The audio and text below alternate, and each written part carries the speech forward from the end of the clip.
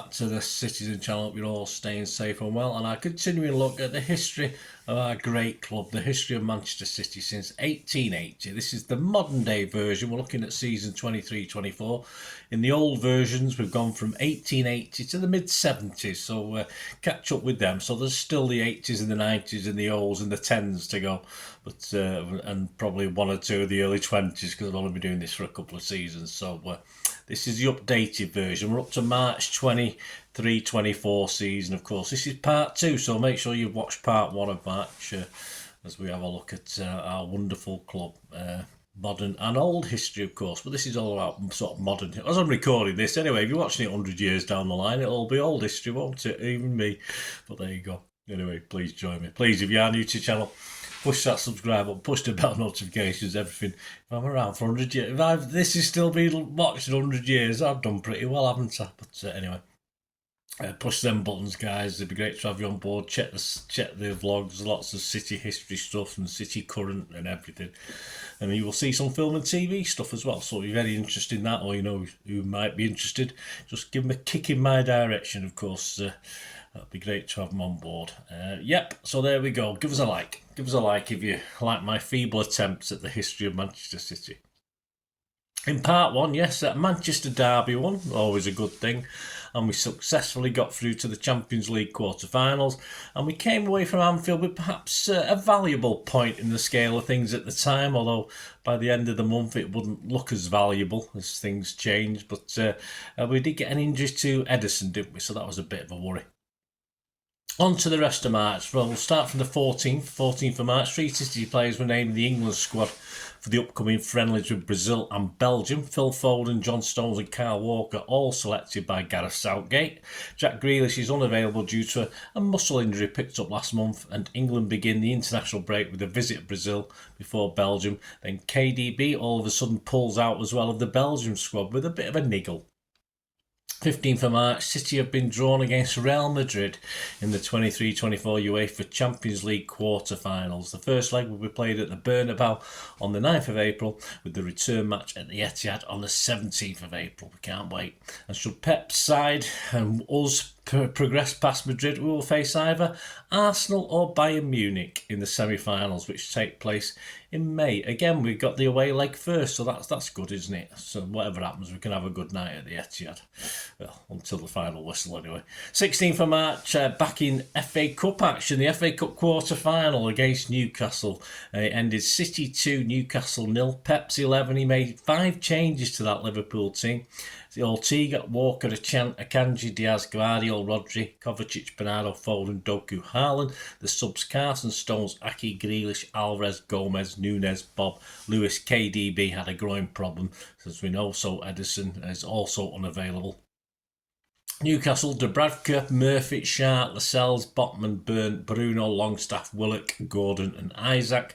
Subs: Karius, Dummett, Richie, Target, Kraft, Hall, Almiron, Anderson and Miley.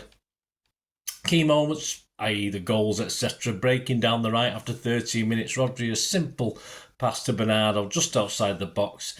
An effort spins off Burn and deflects into the net. So there you go, 1-0 for City. 31 minutes, it's 2-0. City work it out right again. Diaz to Bernardo Silva has too much space. He moves inside, his left foot shot hits Botman's head. Wrong foot's to Dubravka and it's in the net. So 2 deflections, 2 goals. Half time, 2-0, a little bit easy. I think we would have scored without that help. Second half, not too much to report really. 77 minutes, Doku was replaced by Oscar Bob. 86 minutes, Alvarez came on for Haaland.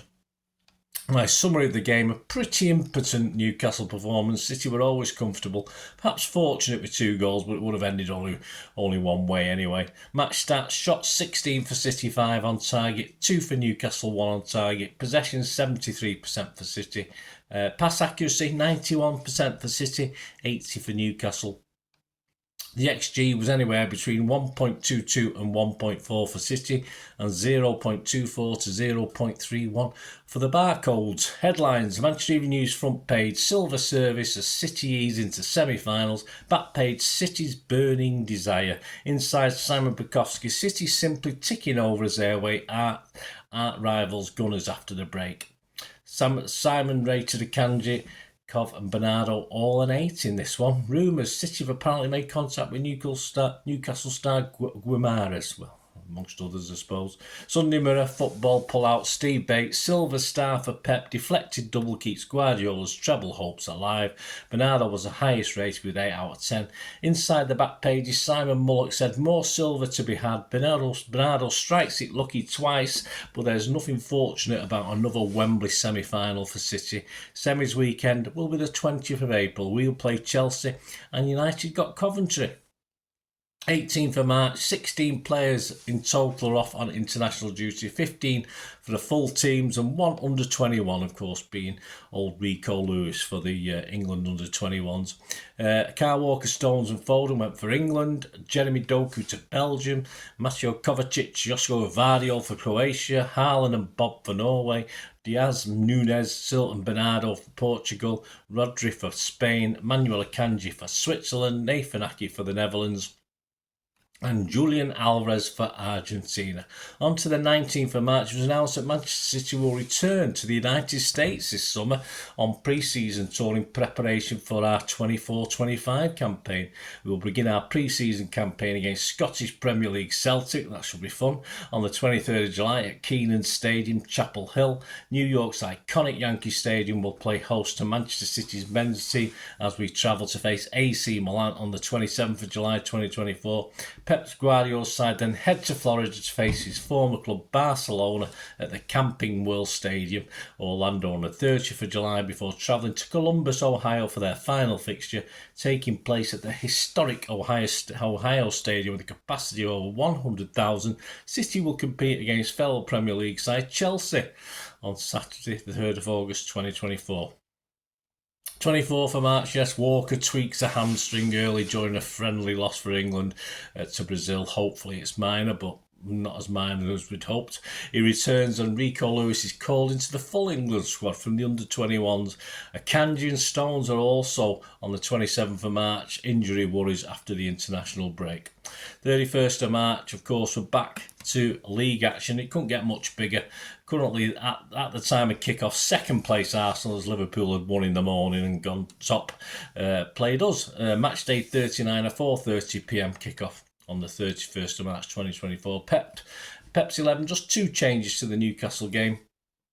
Ortega again with no Edison on the bench either. Akanji, Diaz, Ake, Gvardio, Rodri, Kovacic, De Bruyne, Bernardo, Foden and Haaland. Subs, Carson, Stones, Grealish, Doku, Alvarez, Gomez, Nunes, Bob and Lewis. Arsenal were Raya, White, Saliba, Gabriel, Kiwior, Jorginho, Saka, Odegaard, Rice, Gabriel, Jesus and Havertz. I don't know why I put Gabriel Jesus, why not just Jesus? Substitutes, Ramsdale, Partey, Smith-Rowe, Martinelli, Nketiah, Tomiyasu, Trossard, Vieira and Zinchenko. And the action, well, there wasn't a lot, guys. There wasn't a lot, so it's mainly substitutions, I'm afraid, for this one.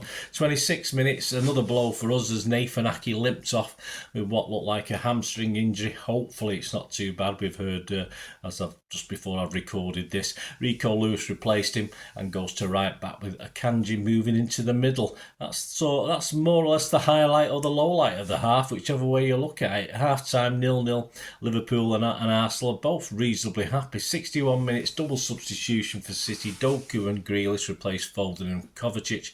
There's a few half chances, but nothing close that's even worth reporting. Both defences were the winners on the day.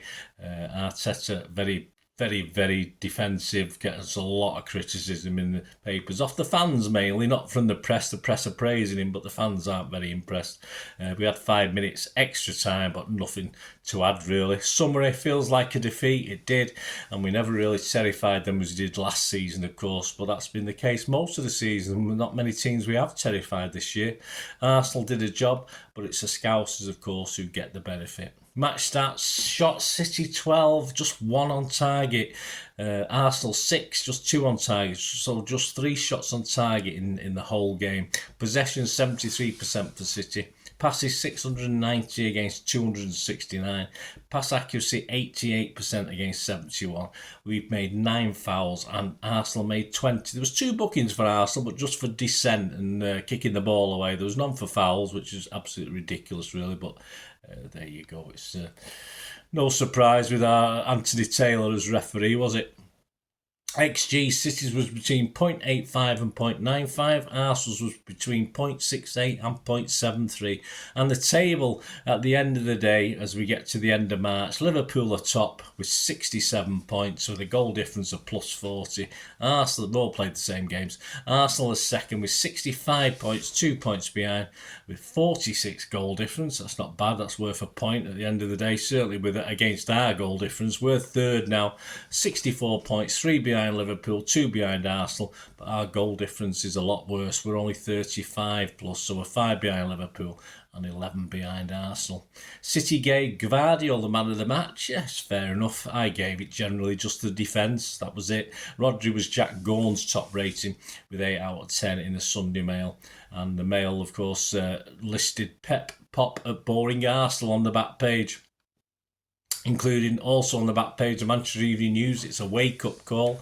The Mirror's David McDonnell, City and Arsenal cancel each other out in Etihad stalemate. The Guardian, Jamie Jackson, out of the hands. It's now Liverpool's title to lose, says Guardiola. The Express's David McDonnell, he gets about David, doesn't he? It's out of our hands. Pep and Arteta draw a blank. The Telegraph, James Ducker, advantage Liverpool. Guardiola admits Klopp's table toppers are title favourites after a rare shutout against the Arsenal.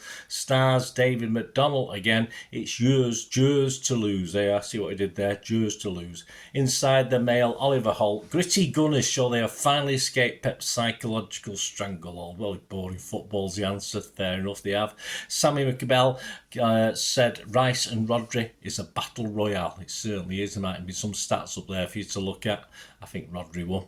So a March that, despite a derby victory and progression in the Champions League and FA Cup, saw 2 Premier League disappointments, really. Okay, on the base of it, a draw at Liverpool was okay, but to draw at home to Arsenal and to go in at the end of March, sitting third, going into April with points and goals to make up, wasn't the greatest month for us, was it? Even though, as I say, there was good and there was bad, but yes, we're still in there fighting.